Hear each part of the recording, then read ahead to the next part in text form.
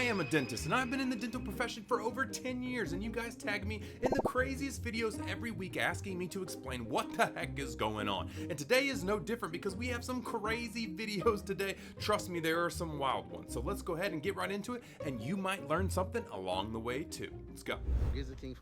Are you guys tagging me in this video, but I don't understand what chicken fried steaks have to do with anything. Yeah, boy. You gonna eat it all. Oh shit, my boy got the guards, the Glizzy King back at it again. What the heck? I'm gonna take one more look Yeah, here. boy. Oh my gosh, dude, pause it. What the heck type jaw, lockjaw type stuff he got going on right there? Well, I can tell you because I'm an orthodontist. That's right, because those gnarly things that you're looking at that look like a torture chamber out of the movie Saw is actually something we use to close what's called an open bite. If you take a look there when he's opening, he actually is biting down fully when he bites down into that little chicken fried steak there. And guess what? He can't close any of those teeth in the front because he has what's called an open bite. What normally happens is your tongue, you have this thing called a tongue thrust, and when you swallow with your tongue, and over time that opens up your teeth, and then they are open and you can't do it. So we have to close it. Now we can do this with the braces, which you see that he's got with some rubber bands and stuff, but unfortunately his habit will just continue pushing it back open. So what you're actually seeing there are those bars that come down like little jail cells is actually what we call a habit reminder. So they're these little pokey things that stick down and they stop your tongue from pushing out between the middle of your teeth, because not only do we have to fix it dentally, but we also need to fix the habit. The way we actually fix it is with these habit reminders, and then we have them do something like a lifesaver to the roof of their mouth. If you have a tongue thrust issue, you can do this yourself. You put a lifesaver to the roof of your mouth, you stick your tongue in it, and then you just watch TV and you swallow with your tongue pressed against the lifesaver until that lifesaver is completely dissolved. Doing that along with the braces will close his open bite and get him out of it. Although that is a pretty gnarly piece of tech when you really look at it. Let's go to the comments. Someone says, I have a tongue crib, but also this tongue crib looks a little dangerous. And that's actually another term for it, is a tongue crib. Those are a little more rounded. This is more of a habit reminder mixed with a tongue crib, which will actually kind of semi-poke you to make sure you really aren't doing what you're supposed to do. It's kind of like a level up from a tongue crib. Oh my gosh, that photo, it is kind of like it. He's kind of like Jaws over there. It's crazy. Either way, I hate to say it, but it's necessary. And he's gonna love it when it's all done, so don't worry too much about him. He'll be just fine. Let's try a natural toothbrush. Ah, natural toothbrush, eh? Unwrap the miswak stick. What does that mean? Mate, what the heck is that? Okay, first off, by the way, a miswak is an actual thing. The people in the Middle Eastern societies have been using miswaks for years, but I've actually never kind of seen the process of somebody buying it and doing it, so this is really interesting. He just peeled off the top there. Put worse things in my mouth. Soak one end of the stick in water for 10 minutes. Okay, so you gotta Peel soak it off the first. Soaked side of the stick. Okay, whoops, 10 minutes of soaking. Oh, here we go. Chew the bristles gently to release them and brush. So you chew the bristles, obviously, to loosen them up. Now, one thing that I don't know, maybe somebody down in the comments can tell me, is do you have to soak it every single time for 10 minutes before you use it? Because that's a lot of work. Oh, it's nasty. Nasty. Hello, Mr. Rugo. I've loosened them up a little bit, just going in. Yeah, it definitely doesn't look as ergonomic as a I don't know what I'm toothbrush, doing, but I Ruby. mean... Try and get the pepper out. Got it. I mean, it feels a bit clean. Oh, so it looks like now. It's a bit better. Yeah, it to should brush spray with. It feels out, a bit just kind of better, like but he's got it's all there. bloody falling apart. What? If someone's like, oh, I'm all natural, use a bloody toothbrush, bro. This is not necessary. It's quite salty. Do you imagine chewing on a piece of wood and the taste of a piece of wood? Exactly that. Ugh. Right, do they feel clean? I mean, I guess. How do you test? So you swill mouthwash. If it comes out cloudy, it means your teeth aren't clean. We'll try that again tomorrow, but I'll get mouthwash. Nah, that's to not test true. before. But that is a really good look at what a miswak is, and maybe why we've done these advancements into the modern day toothbrush. The mechanical act of removing plaque is the main thing that will get the gunk off of your teeth. That's why you could use a toothbrush without any basically toothpaste at all if you really wanted to, if you're doing it really well. And so a miswak was just that. It was a means to basically brush and get stuff off. I mean, you could even use your t-shirt and just brush stuff off like this if you really didn't have something like that. Now, that being said, modern day toothbrushes, we have different tufts, different kind of roundness, different things to be able to get in between the teeth, get up underneath the gum tissue and all that type of stuff that a miswak probably is gonna be pretty ineffective at. I mean, it's literally just a cylinder, so you can only do It's like only so hard to put it everywhere there. And on top of that, also it will fall apart and other things like that. So is a miswak great if you just absolutely want to use that? I guess, but I would probably rather just use a toothbrush. I mean, there's infinite amounts of toothbrushes out there, and you can even get them from the Dollar Tree if you're low on money. Probably cost less than a miswak does, honestly. Someone says, I used a miswak for a couple weeks, and when I went to the dentist, I was surprised how polished my teeth were. Well, I mean, if you're using it and you're really intently going and getting that mechanical act of gunk off your teeth, fun fact, you will clean your teeth. Someone also said, why is a man acting like a miswak tastes bad? What did he say? It tasted salty or like wood? I mean, what is it not? It's just a stick in your mouth. What is it supposed to taste like? Do miswaks taste? Do they have flavored miswaks? Oh, someone else says it can be an acquired taste like coffee. I don't know. Maybe that's something that I need to try myself. Maybe I should try this. Why haven't I tried a miswak? I should try one. Anyways, would you let me know? Would you rather give up your toothbrush for a miswak, or would you rather just stick with the well-known toothbrush? Let me know down below. All right, so you guys tagged me in this, and this is a wisdom tooth removal, and that is exactly what you first step would be to numb it before you do that. But then you would go ahead and go through with a little scalpel. You would open it up. They are now elevating out the stuff, getting the tissue out of the way there. Now normally it looks like this tooth is tipped over on its side, which is really common. Normally from here you can elevate it out like you're seeing here. That's a pretty normal thing. And then we talk, now there's a couple issues with what I'm seeing here that makes this not exactly the same as what we would see. Now, yes, you would cut through it like this. The problem that I was seeing is that actually the tooth has roots to it. Now, if you notice when he took that, I guess technically this could happen because it could be a bud that hasn't fully formed yet, and then it doesn't have the roots, which in this case it would work. But a lot of the times the people that are getting their wisdom teeth out, the full roots are there and then they're tipped over. This is kind of what that looks like here, where you just have an impacted tooth turned sideways.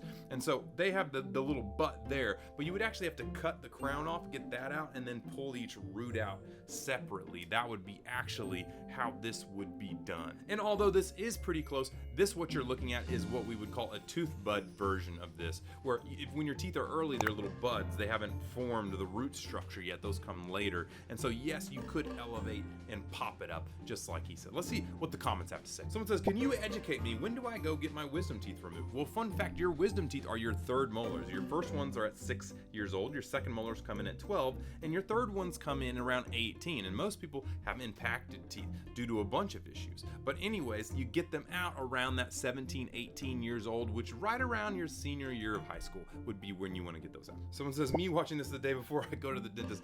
Don't worry, most dental appointments are not this. They're just cleanings or basic fillings and things like that. This would be a surgery that you would be put out for. You would be going under, you under anesthesia, everything. You wouldn't even know what happened, honestly. You'd be counting backwards from 10, and before you know it, you'd be woken up and you're done with your surgery. So don't worry about it too much. Either way, wisdom teeth these days are actually pretty easy to get out and way easier than they used to be way back in the day. So you guys have got it good. Don't even worry about it.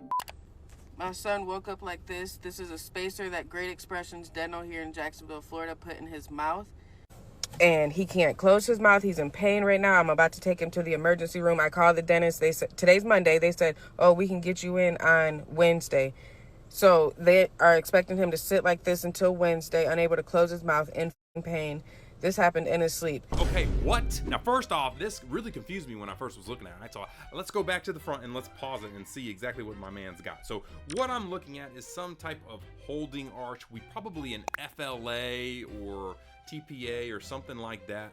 And it looks like basically one of the bands has came off the tooth.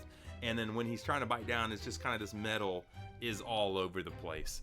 And so that's that wire you're seeing across there, and that little thing right in the corner is actually a metal band that came off of a tooth. Now, couple things to note here, because this is a pretty wild one. First off, no dental or ortho office ever in their right mind should deny an emergency appointment. It should not be, hey, it's Monday, hey, this guy's got something metal, he can't close his mouth, he's in pain. No, you're coming in immediately. I don't care what we're doing. We're figuring out how to get this thing fixed. And that's how pretty much 99.9% of dental and ortho companies operate. So I'm a little concerned and why the heck that dental office wouldn't do that. The only thing I can think of is maybe they did not think it was as serious of a deal as they were thought of, or it could be leading into this next situation. One of the things that obviously this mother said, and obviously the kids, in an issue. Obviously, there is definitely an issue going on right now that is in something. But she said, oh, no, my kid just woke up like this. I'm sorry, but more than likely your kid did not wake up like this. More than likely your kid was messing with it, was pulling on it, tugging on it, sticking his tongue underneath and trying to lift it up and doing stuff, because these are cemented in with hard wires. And trust me, I've made tons of these and soldered them down and done all that.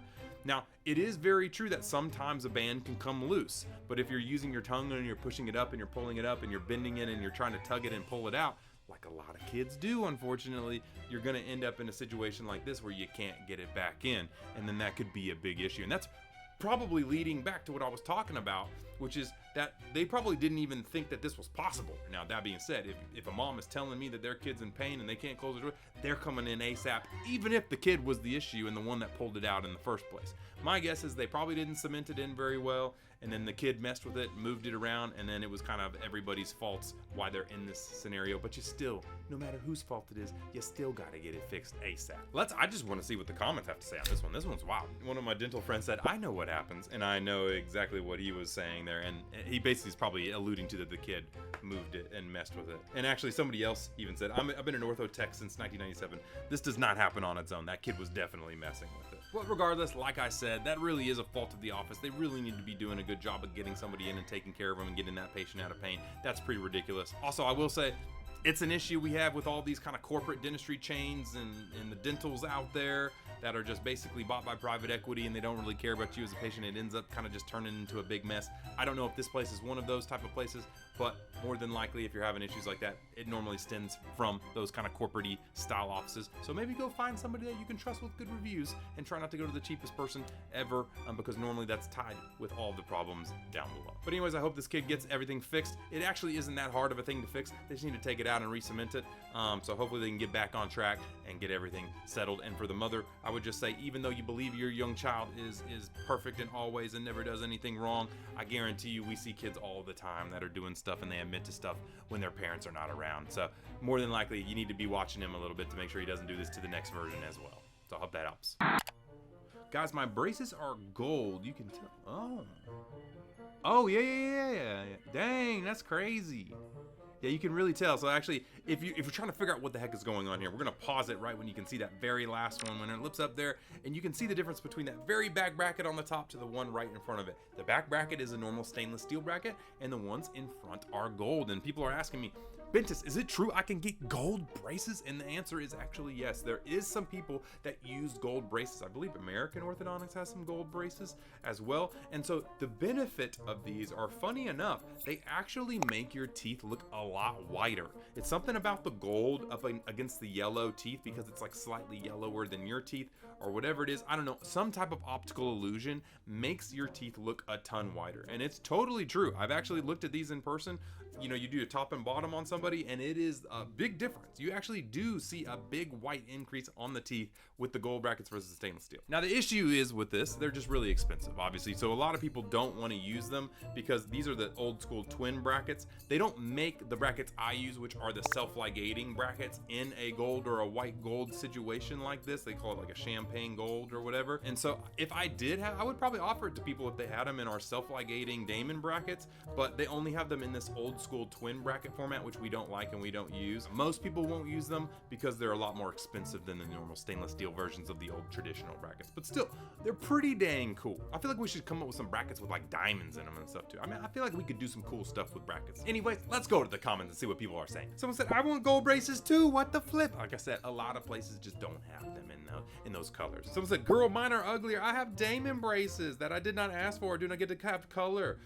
Girl, trust me, you got the better end of the stick here, because these are traditional style brackets that are going to work way worse than your Damon braces are. Your Damon braces are actually the top of the line, top braces that you can get. So trust me, you could be good. And when she's saying I don't get to have color, it's because technically you don't need the color. The color is made to put the wire in on. So with Damon braces, they just have a door system. You don't need the color. But that being said, we do still put color on. So if you just ask them, they more than likely will put color over your Damon brackets for you. It's just, there's no reason to have them with the Damon brackets unless you just absolutely want them for like looks and stuff. And someone also said, wait, you didn't get the molar bands? Those hurt so bad, girl, you lucky.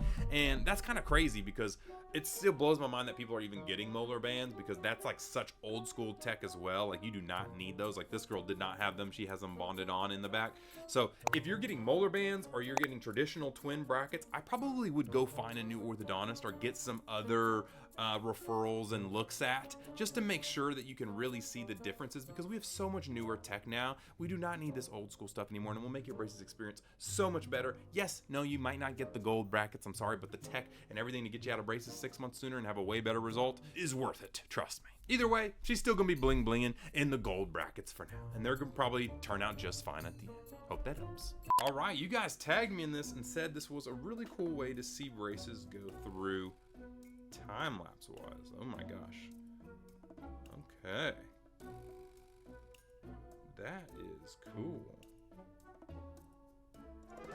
And actually pretty accurate to what really happened. So let's go ahead and go through this. So I'm gonna pause it at the start. So basically what we have here at the very start is we have somebody with a missing canine. Now, if you look at the real braces photo, they actually still have their baby canine in there. And so over underneath, you can actually see that they're missing that canine, right? And this is a really normal thing that we see all the time. In fact, when you have super crowded teeth, your canine either has to go one or two of the directions. It either has to go in front and become a snaggletooth, or it comes in the back and gets stuck in the roof of your mouth. Now, if it gets stuck in the roof of your mouth, that's actually pretty bad because that tissue is pretty thick. And so because it's so thick, it won't come out on its own. And then we need to go in and we need to cut it out and get it and pull it out. And so what this next little piece is that you can actually see here is that we actually uncover and open up the roof of the mouth. And the next thing that you'll see down there on the lower is that they're actually drilling off the bone around that stuff as well. And so when that happens, you will be able to drag it and grab it. And you can see they're dragging it and grabbing it. And we'll go back one more time just so you can see that again. So you'll see on the lower, they uncover it, then they drill the bone out from around it, then they'll grab it and they'll pull it in with a little power chain or sometimes a gold chain. You pull it and you drag it in. And that is the way that you'll get it. And in fact, you can see there at the very end that tooth has actually come in a little turn and the bracket is on the corner of it. So they'll actually take that bracket off, they'll put it in the center, reset, and then they'll go about their ways with the braces to get everything finished up from there. Now, to get a canine fully in from start to finish can take up to a year naturally. And in this case, this tooth never would have came in because it's stuck underneath that really thick tissue.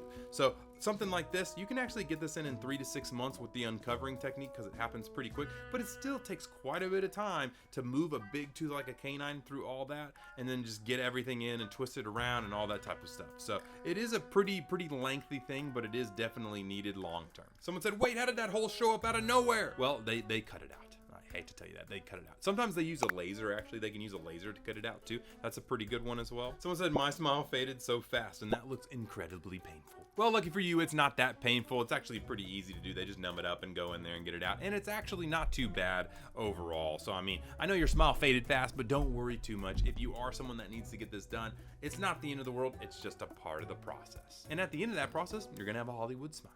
All right, so basically you guys tagged me a ton in this video, and it shocked me when I first saw this because, I mean, the nose was the big thing for me. I was like, whoa, does this girl have a collapsed septum nose? What the heck is going on here? And so basically I went and I did my research. It turns out that this girl actually went through and got turkey teeth. She went and got implants over in Turkey, got all this type of stuff going on, and still, I was like, it explains the abscess, the swelling. That's what she's kind of pointing out right now, is just how swollen and inflamed all this is here, and even in the lower, which is really dangerous. I mean, that stuff can get into your cavernous sinus, go to your brain, and kill you. But what we've actually got in the nose area, apparently, when you have a sinus issue and you don't have enough room for your sinus, they have to lift up the sinus. And then they apparently did a sinus surgery before they did the implants, and then her septum and her nose collapsed. And that's what you're seeing right now, is a collapsed septum, nose issues, swelling everywhere from all of the abscesses and everything. And this is something that I talk about a lot. If you're gonna go do overseas, travel dentistry, you need to be at the upteam looking at every little accreditation of that person to make sure they are amazing. Do not cheap out, do not do anything like that. Because the problem is, you're gonna go home. She went back to Britain or the UK or wherever she's from, and now she can't just fly all the way back to Turkey to get these things done.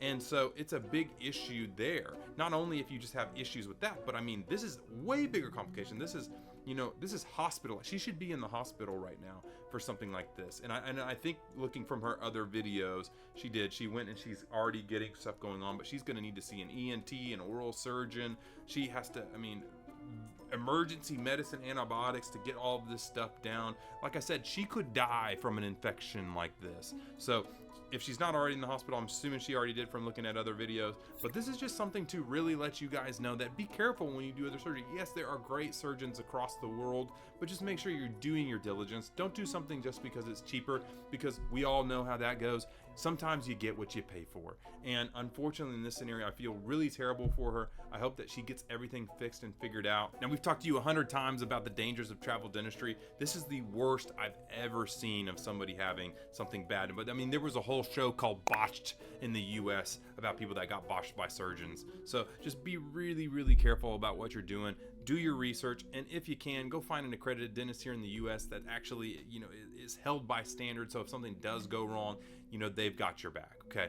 Trust me on this one. You definitely don't want to end up in this situation, and I hope that she gets better really soon. Okay, so this is apparently how they used to do cavity fillings back in the day. They usually used a spear tip to drag it in there and just absolutely drill it in there with a bow. Oh man. Yeah, you know, the funny thing is this isn't too far off what we do today. Just this is a much more gnarly. Obviously, instead of that big flint tip or whatever, we would use a carbide drill to get in there. Now, and the crazy thing is too, like, we would actually scrape out the stuff on the inside as well. The issue is that yes, this probably actually did occur. I would not doubt it if it was occurred, because I mean, we've even seen all this stuff in the Incans and the Mayans and you know, in India and all these different places from ancient times. They were using like gold wire, and they were putting gems in there, and they would actually take people's healthy teeth and stick them inside their mouths to try and make it like a implant for themselves. So dentistry has came a long way since then, and I would definitely, next time you're at the dentist or if you're getting a small filling, just think back at this video and say, man, how lucky am I? And we don't even know what's going to happen in this next 5 years with biotech inventions and all that. You know, Japan, people are regrowing teeth. You know, there's so many cool things that are going to happen in your lifetime. So we may look back at this in another 5 years and think about this on modern day dentistry, which will be really crazy to think, you know, 10 years from now, some kid being like, you actually had to get your teeth drilled? That's insane. You know, so it's going to be pretty crazy. Let's see what the comments had to say. Someone said, remove the cavity by making a cavity. And that's actually interesting, because I never really thought about that. That kind of, maybe, is it called a cavity because you create a cavity to remove the cavity? Why is it called a cavity? Oh yeah, and she's actually right. The word refers to a hollow space in your whole or tooth caused by tooth decay. So the decay is causing a cavity or a hole in your tooth, which is why it's called a cavity. That makes a lot of sense. Someone said, I feel like this would hurt good though. No, stop. Get some help. Someone said, never mind, boomers were right about our generation being soft. That's what I'm trying to say. They had it way worse back in the day. If you guys even saw the medicine and the surgeries from like the 50s and 60s, bro, it was gnarly compared to what we do today. I mean, they used to take people's teeth out with hammers and chisels, just like jamming in there. Bah, bah, bah. You guys are very blessed, trust me, and we're about to be even more blessed. Either way, just be glad you don't have to do it to yourself. If you see a video here and here, that means the YouTube video thinks you're gonna love it, so you probably should click that. Also, you should subscribe and then check out Something Nice Company down below. That's right, it's the best oral care company in the world. I'm the Bentist, the internet's dentist, and we'll see you next week. Peace!